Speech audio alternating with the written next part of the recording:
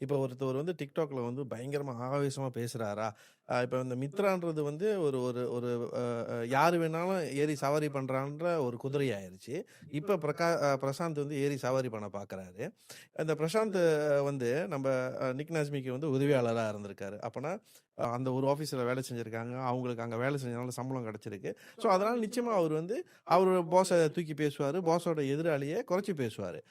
நான் அது வந்து அது தப்புன்னு சொல்லல. அது உங்களுடைய அரசியல் பொழப்பு. ஓட்டுங்க பிரச்சனை இல்ல. பட் வந்து இவ்ளோ நாளு இந்தியர்கள் மித்ரா, கெசுமா இத பத்தி நான் பேசவே இல்லையே! இந்த இந்த கடந்த 4, 5 வருஷமா ஏற்கனவே அ பொது தேர்தல்ல அவர் கன்டெஸ்ட் பண்ணாருன்னு நெனைக்கிறேன். ப ப ம பிஆர்எல். மாநில மாநில தேர்தல்ல. தேர்தல். மாநில தேர்தல்ல. ஸோ நீங்க மலாக்கா. அந்த அளவுக்கு பவர்ஃபுல்லான ஆளு கட்சியில.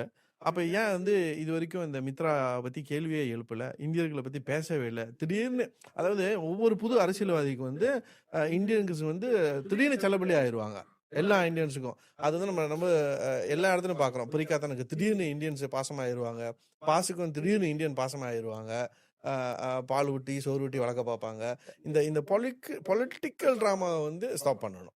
அவரு கேட்ட கேள்வி அ அ அ அ சரியான கேள்வி தான். நிச்சயமா வந்து அ அ நம்ம இந்தியர்களுக்கு ஒரு மானியம் இவ்ளோ பெரிய மானியம் 150 மில்லியன் பிஎம் ஒதுக்கீடு குடுத்திருக்காரு. அப்ப இந்த வருஷம் முடிஞ்ச பிறகு, அடுத்த வருஷம் வந்து கணக்கெல்லாம் பார்த்துட்டு, மித்ரா வந்து நிச்சயமா ஓப்பனா வந்து அவங்க கணக்கு காமிக்கலாம். But exactly. இவ்ளோ நாள் ஏன் இந்த கேள்விய கேட்கல? அதுதான் என்னோட கேள்வி. இப்ப